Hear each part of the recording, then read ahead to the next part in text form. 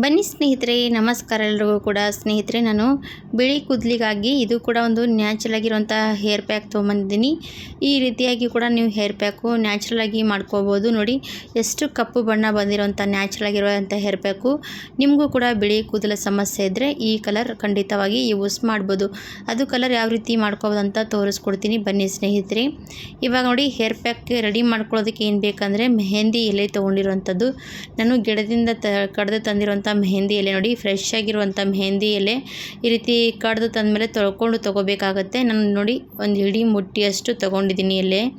ಈ ಮೆಹಂದಿ ಎಲೆ ನ್ಯಾಚುರಲ್ ಆಗಿ ಕೂಡ ನಮ್ಮ ಕೂದಲಿಗೆ ಯೂಸ್ ಮಾಡೋದ್ರಿಂದ ನಮ್ಮ ಬಿಳಿ ಕೂದಲ ಸಮಸ್ಯೆ ತುಂಬಾ ಚೆನ್ನಾಗಿ ಕವರ್ ಆಗುತ್ತೆ ಸ್ನೇಹಿತರೆ. ಹಾಗಾಗಿ ಈ ಥರ ನೀವು ಕೂಡ ಟ್ರೈ ಮಾಡ್ಬೋದು. ಇವಾಗ ನಾನು ಮೆಹಂದಿ ಎಲೆ ತೊಗೊಂಡಿದ್ದೀನಿ. ಅದೇ ಬೌಲಲ್ಲಿ ಸ್ವಲ್ಪ ಕರಿಬೇವಿನ ದಳ ಕೂಡ ಹಾಕ್ತಾಯಿದ್ದೀನಿ. ಕರಿಬೇವಿನ ದಳ ನಮ್ಮ ಕೂದಲಿಗೆ, ಬಿಳಿ ಕೂದಲ ಸಮಸ್ಯೆಗೆ ಕಡಿಮೆ ಮಾಡುತ್ತೆ. ಅದು ಕೂಡ ತುಂಬಾ ಒಳ್ಳೆಯದು. ಆಮೇಲೆ ಸ್ನೇಹಿತರೆ, ಒಂದು ನೆಲ್ಲಿಕಾಯಿ ನೋಡಿ, ಚೆನ್ನಾಗಿ ಒಣಗಿಸ್ಕೊಂಡು ತೊಗೊಂಡಿರೋಂಥ ನೆಲ್ಲಿಕಾಯಿ. ನಾನು ಏನು ಮಾಡ್ತೀನಿ ಅಂದರೆ, ಈ ರೀತಿ ಫ್ರೆಶ್ ಆಗಿರುವಂಥ ನೆಲ್ಲಿಕಾಯಿ, ಹಸಿ ನೆಲ್ಲಿಕಾಯಿ ತಂದಿರ್ತೀವಲ್ವ, ನಾವು ಈ ರೀತಿ ಮಧ್ಯದಲ್ಲಿ ಕಟ್ ಮಾಡಿಕೊಂಡು ಬಿಸಿಲಿಗೆ ಒಣಗಿಸ್ಕೊಂಡು ತೊಗೊಂಡಿರ್ತೀವಿ. ಅದು ನಮಗೆ ಯೂಸ್ ಮಾಡೋದಕ್ಕೆ ಯಾವಾಗ ಬೇಕಾವಾಗ ಯೂಸ್ ಆಗುತ್ತೆ. ಅದಕ್ಕೋಸ್ಕರ ಈ ರೀತಿ ಮಾಡ್ಕೊಳ್ತೀವಿ. ಇವಾಗ ನೆಲ್ಲಿಕಾಯಿ ಒಣಗಿದ ಮೇಲೆ ತುಂಬಾ ಗಟ್ಟಿಯಾಗಿರುತ್ತೆ. ಅದು ಏನು ಮಾಡ್ಬೇಕಂದ್ರೆ ಸ್ವಲ್ಪ ಕುಟ್ಟೋದ್ರಿಂದ ಕುಟ್ಕೊಂಡು ತೊಗೋಬೇಕಾಗುತ್ತೆ. ನಾನು ಅದಕ್ಕೋಸ್ಕರ ಈ ರೀತಿ ಕೊಡ್ತಾ ಇದ್ದೀನಿ ನೋಡಿ. ಯಾವಾಗ ಬೇಕಾವಾಗ ನಮಗೆ ಸೀಸನ್ ವೈಸ್ ಸಿಗಬೇಕಲ್ಲ ನೆಲ್ಲಿಕಾಯಿ, ಹಾಗಾಗಿ ನಾವು ಈ ಥರ ನೆಲ್ಲಿಕಾಯಿ ಒಣಗಿಸ್ಕೊಂಡು ಇಟ್ಕೋಬೋದು. ತುಂಬಾ ಒಳ್ಳೆಯದು. ನಮ್ಗೆ ಯಾವಾಗ ಬೇಕಾವಾಗ ಯೂಸ್ ಮಾಡ್ಬೋದು. ಇಲ್ಲ ಅಂದವರು ಕೂಡ ನಿಮಗೆ ಆನ್ಲೈನಲ್ಲಿ ಸಿಗುತ್ತೆ, ಪರ್ಚೇಸ್ ಮಾಡ್ಬೋದು. ಇವಾಗ ನೋಡಿ, ನೆಲ್ಲಿಕಾಯಿ ಸ್ವಲ್ಪ ಕುಟ್ಕೊಂಡು ತೊಗೊಂಡಿದ್ದೀನಿ. ಆಮೇಲೆ ನಾನು ಅದರಲ್ಲಿ ಕರಿಬೇವಿನ ದಳ ಮತ್ತು ಮೆಹಂದಿ ಎಲೆ ಕೂಡ ಸ್ವಲ್ಪ ಜಜ್ತಾ ಇದ್ದೀನಿ. ಈ ರೀತಿ ಜಜ್ಜೋದ್ರಿಂದ ಏನಾಗುತ್ತೆ ಅಂದರೆ ಅದರೊಳಗೆ ಎಲ್ಲ ಎಲೆ ಸ್ವಲ್ಪ ಚೂರು ಚೂರು ಆಗುತ್ತೆ, ಅದು ರಸ ಚೆನ್ನಾಗಿ ಬಿಟ್ಕೊಳ್ಳುತ್ತೆ. ಅದಕ್ಕೋಸ್ಕರ ನಾನು ಈ ರೀತಿ ಮಾಡ್ತಾಯಿದ್ದೀನಿ. ಸ್ವಲ್ಪನೇ ನೀರು ಹಾಕಿ ಜಜ್ಕೊಂಡ್ಬಿಡಿ. ನೋಡಿ ಸ್ನೇಹಿತರೆ, ಬಿಳಿ ಕೂದಲ ಸಮಸ್ಯೆ ಎಲ್ರಿಗೂ ಕೂಡ ಉಂಟಾಗ್ತಾ ಇರುವಂಥದ್ದು. ಏಜ್ಗಿಂತ ಮುಂಚೆ, ಏಜ್ ಆದಮೇಲೆ ಎಲ್ಲರೂ ಕೂಡ ಸಮಸ್ಯೆ ಬಂದೇ ಬರುತ್ತೆ. ಆ ಸಮಸ್ಯೆಗೆ ನಾವು ಈ ಥರ ಕೂಡ ನ್ಯಾಚುರಲಾಗಿ ಪರಿಹಾರ ಕೊಡ್ಬೋದು. ಇವಾಗ ನೋಡಿ, ಆ ರೀತಿ ಕುಟ್ಕೊಂಡಾಯಿತು. ಕುಟ್ಕೊಂಡಾದ್ಮೇಲೆ ಒಂದು ಈ ಕಡೆ ಕಬ್ಬಿಣದ ಕಡಾಯಿ ತೊಗೊಂಡಿದ್ದೀನಿ. ಇವಾಗ ಕಬ್ಬಿಣದ ಕಡಾಯಿಯಲ್ಲಿ ನಾನು ಇವಾಗ ಆಲ್ರೆಡಿ ಫಸ್ಟಿಗೆ ನೆಲ್ಲಿಕಾಯಿ ನೋಡಿ, ಒಣಗಿರುವಂಥ ನೆಲ್ಲಿಕಾಯಿ ಕುಟ್ಕೊಂಡಿದ್ದೀನಲ್ವ, ಆ ನೆಲ್ಲಿಕಾಯಿ ಹಾಕ್ತಾಯಿದ್ದೀನಿ. ಹಾಕಿ ಸ್ವಲ್ಪ ಈ ರೀತಿ ಕೈ ಆಡಿಸ್ಬೇಕು. ಸ್ವಲ್ಪ ಈ ರೀತಿ ಕೈ ಆಡಿಸ್ತಾ ಹೋಗಬೇಕು. ಇವಾಗ ಸ್ನೇಹಿತರೆ, ಮತ್ತು ನಮಗೆ ನ್ಯಾಚುರಲಾಗಿ ಕಲರ್ ರೆಡಿ ಮಾಡ್ಕೋಬೋದು. ಯಾವುದೇ ಕೆಮಿಕಲ್ಗಳ ಬಳಸದೇನೆ ತುಂಬಾ ನ್ಯಾಚುರಲ್ ಪದ್ಧತಿಯಲ್ಲಿ ರೆಡಿ ಮಾಡ್ತಾರಂಥ ಹೇರ್ ಪ್ಯಾಕು. ಇವಾಗ ನೋಡಿ, ನೆಲ್ಲಿಕಾಯಿ ಫಸ್ಟಿಗೆ ಹಾಕಿದ್ದೀನಲ್ವ, ಅದಾದಮೇಲೆ ನಾನು ನೋಡಿ ಮೆಹಂದಿ ಎಲೆ ಮತ್ತು ಕರಿಬೇವು ಕೂಡ ಕುಟ್ಕೊಂಡಿರುವಂಥದ್ದು ಹಾಕ್ತಾಯಿದ್ದೀನಿ. ಇದು ಕೂಡ ಹಾಕಿ ಚೆನ್ನಾಗಿ 1-2 ಸೆಕೆಂಡ್ ಕೈ ಆಡಿಸ್ಕೊಂಡ್ಬಿಡಿ. ಆಮೇಲೆ ಅದಕ್ಕೆ ನೀರು ಹಾಕ್ತಾಯಿದ್ದೀನಿ. ನೀರು 1 ಲೋಟದಷ್ಟು, ದೊಡ್ಡ ಲೋಟದಷ್ಟು 1 ಲೋಟದಷ್ಟು ನೀರು ಹಾಕಿದ್ದೀನಿ ನೋಡಿ. ನೀರು ಹಾಕಿದ ತಕ್ಷಣ ನೀವು ನೋಡ್ತಾ ಇರ್ಬೋದು ಯಾವ ರೀತಿಯಾಗಿ ಕಪ್ಪು ಬಣ್ಣ ಬಿಡ್ತಾ ಇರುವಂಥದ್ದು. ಇದು ರಿಸಲ್ಟ್ ಮಾತ್ರ ಕಬ್ಬಿಣದ ಬಾಣಲೆಯಲ್ಲಿ ಸಿಗುತ್ತೆ. ಹಾಗೆ ನೆಲ್ಲಿಕಾಯಿ ಹಾಕಿರ್ತೀವಲ್ಲ, ಅದರಿಂದ ಕೂಡ ನಮಗೆ ಈ ಥರವಾಗಿ ಕಲರ್ ರೆಡಿ ಆಗುತ್ತೆ. ಇವಾಗ ಇದು ಏನು ಮಾಡಬೇಕಂದ್ರೆ, 1 ಲೋಟದಷ್ಟು ನೀರು ಅರ್ಧ ಲೋಟದಷ್ಟು ಆಗೋವರೆಗೂ ಹಾಗೆಯೇ ಕುದಿಸ್ತಾ ಇರಬೇಕು.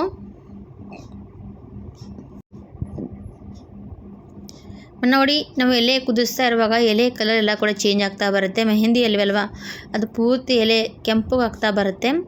ಆಮೇಲೆ ಅದಕ್ಕೆ ಸ್ವಲ್ಪ ಬ್ರೂ ಕಾಫಿ ಇತ್ತು, ಅದು ಕೂಡ ಇದರಲ್ಲಿ ಬೆರೆಸ್ಕೊಂಡು ಬಿಟ್ಟಿದ್ದೀನಿ ನೋಡಿ. ಇವಾಗಲೇ ನೋಡಿ, ಮೆಹಂದಿ ಎಲೆ ಎಲ್ಲ ಕೂಡ ಈ ನೀರಲ್ಲಿ ರಸ ಬಿಡ್ತಾ ಇರುವಂಥದ್ದು. ಮೆಹಂದಿ ಎಲೆ ತುಂಬಾ ನ್ಯಾಚುರಲ್ ಆಗಿರುವಂಥದ್ದು. ನಮ್ಮ ಫ್ರೆಶ್ ಆಗಿ ಗಿಡದಿಂದ ತಂದಿರ್ತೀವಿ, ಅದರಿಂದ ನಾವು ಬಣ್ಣ ರೆಡಿ ಮಾಡಿ ನಮ್ಮ ಕೂದಲಿಗೆ ಯೂಸ್ ಮಾಡ್ತಾ ಇರೋದ್ರಿಂದ ನಮಗೆ ಯಾವುದೇ ಸೈಡ್ ಎಫೆಕ್ಟ್ ಆಗೋಲ್ಲ ಸ್ನೇಹಿತರೆ. ತುಂಬಾ ಒಳ್ಳೆ ರಿಸಲ್ಟ್ ಕೊಡುವಂಥದ್ದು. ಇವಾಗ ನೋಡಿ, ಮೆಹಂದಿ ಎಲೆ ಪೂರ್ತಿ ಚೆನ್ನಾಗಿ ಮೆತ್ತಗವರೆಗೂ ಕುದಿಸ್ಕೊಂಡು ತೊಗೊಂಡಿದ್ದೀನಿ. ಆಮೇಲೆ ಇದಕ್ಕೆ ಬ್ರಿಂಗ್ರಾಜ್ ಪೌಡ್ರ್ ಹಾಕ್ತಾಯಿದ್ದೀನಿ ನೋಡಿ. ಬ್ರಿಂಗ್ರಾಜ್ ಪೌಡ್ರ್ ಖಂಡಿತವಾಗಿ ಬಳಸ್ಕೊಳ್ಳಿ. ಇದು ನಿಮಗೆ ಕೂದಲಿಗೆ ತುಂಬಾ ಒಳ್ಳೆ ರಿಸಲ್ಟ್ ಕೊಡುವಂಥದ್ದು. ಕೂದಲು ಬೆಳವಣಿಗೆ ಆಗಲಿ, ಕೂದಲು ದಟ್ಟವಾಗಿ ಬೆಳೆಯೋದಕ್ಕೂ ಕೂಡ ಸಹಾಯ ಮಾಡುತ್ತೆ. ಇವಾಗ ಅದು 1 ಸ್ಪೂನಷ್ಟು ಹಾಕಿದ್ದೀನಿ. ಅದ್ರದ್ದು ಕೂಡ ಚೆನ್ನಾಗಿ ಗಿಡ ಸಿಗುತ್ತೆ. ಅದ್ರದ್ದು ಗಿಡ ಸಿಕ್ಕರೆ ಖಂಡಿತವಾಗಿ ಬಳಸಿ. ಅದು ನಾನು ಎಷ್ಟು ಟ್ರೈ ಮಾಡ್ತಾಯಿದ್ದೀನಿ, ಸಿಗ್ತಾಯಿಲ್ಲ. ಸಿಕ್ಕರೆ ನಿಮಗೆ ಖಂಡಿತವಾಗಿ ತೋರಿಸ್ತೀನಿ. ಇವಾಗ ನೋಡಿ, ಚೆನ್ನಾಗಿ ಕುದಿಸ್ತಾನೆ ಇದ್ದೀನಿ. ಕುದಿಸಿ ಅರ್ಧದಷ್ಟು ಆಗ್ತಾ ಬಂತು. ಎಲ್ಲ ಕೂಡ ಎಲೆ ಮೆತ್ತಗಾಗಿರುವಂಥದ್ದು.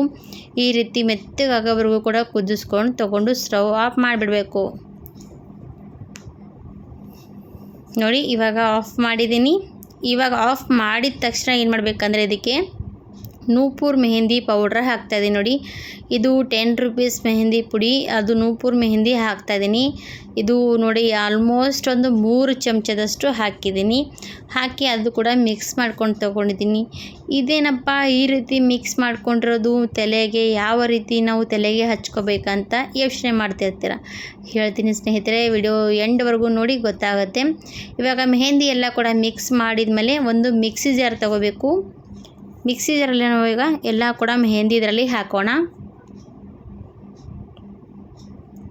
ಪೂರ್ತಿ ಎಲ್ಲ ಕೂಡ ಮೆಹಂದಿ ಇದರಲ್ಲಿ ಹಾಕಿ ಗ್ರೈಂಡ್ ಮಾಡ್ಕೊಂಬರ್ಬೇಕಾಗತ್ತೆ. ನಾವು ಪೂರ್ತಿ ರುಬ್ಕೊಂಡು ಬರಬೇಕು. ಮೆಹಂದಿ ಎಲ್ಲ ಕೂಡ ಸಣ್ಣ ಆಗಬೇಕು, ರುಬ್ಕೊಂಡು ಬರೋಣ. ಅದರಲ್ಲಿ ಮೆಹಂದಿ ಎಲೆ, ಕರಿಬೇವು ಎಲೆ ಎಲ್ಲ ಹಾಕಿರ್ತೀವಿ, ಅವಳ ಹಾಕಿರ್ತೀವಿ, ಎಲ್ಲ ಕೂಡ ರುಬ್ಕೊಂಡು ಬಂದಮೇಲೆ ಈ ರೀತಿ ಸಣ್ಣವಾಗಿ ರುಬ್ಕೊಬರಬೇಕು.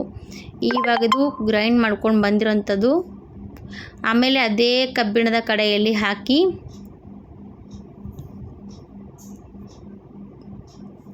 ಎಲ್ಲನೂ ಕೂಡ ಕಬ್ಬಿಣದ ಬಾಣಲೆಯಲ್ಲಿ ಹಾಕ್ತಾಯಿದೆ ನೋಡಿ. ಮತ್ತೆ ರಿಟರ್ನು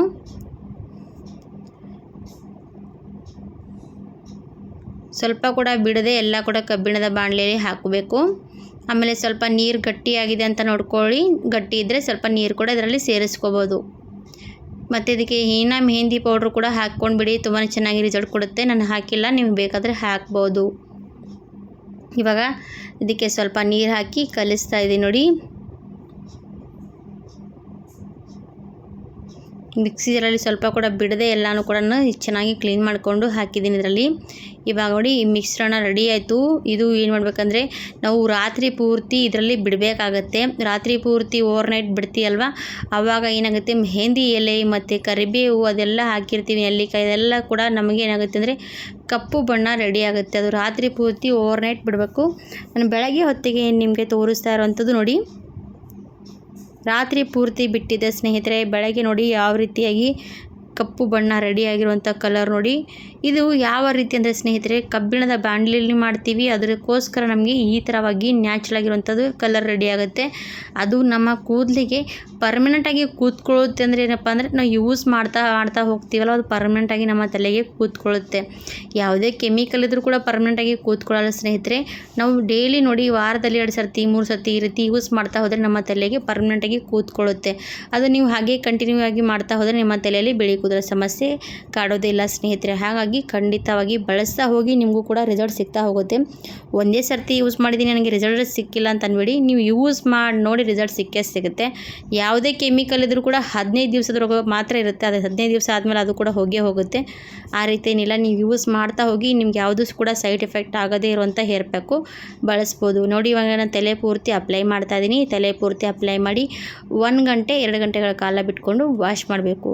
ಈ ಥರ ಇರುವಂಥ ಹೇರ್ ಪ್ಯಾಕು ಟ್ರೈ ಮಾಡಿ ನೋಡಿ, ನೀವು ಕೂಡ ಯೂಸ್ ಮಾಡಿ. ನಿಮಗೂ ಕೂಡ ವಿಡಿಯೋ ಇಷ್ಟ ಆದರೆ 4 ಜನರಿಗೆ ಶೇರ್ ಮಾಡಿ, ಅವರು ಕೂಡ ನೋಡಲಿ, ಅವರು ಕೂಡ ವಿಡಿಯೋ ನೋಡಿ ಸಪೋರ್ಟ್ ಮಾಡಲಿ ಅಂತ ಕೇಳ್ಕೊತೀನಿ. ಹಾಗಿದ್ರೆ ಸ್ನೇಹಿತರೆ, ಇವತ್ತಿನಿರುವ ಈ ಹೇರ್ ಪ್ಯಾಕ್ ವಿಡಿಯೋ ನಿಮಗೂ ಕೂಡ ಇಷ್ಟ ಆಗಿದೆ ಅಂತ ಅಂದ್ಕೊಂಡು ವಿಡಿಯೋ ಇಲ್ಲಿಗೆ ಎಂಡ್ ಮಾಡ್ತಾ ಇದ್ದೀನಿ ಸ್ನೇಹಿತರೆ.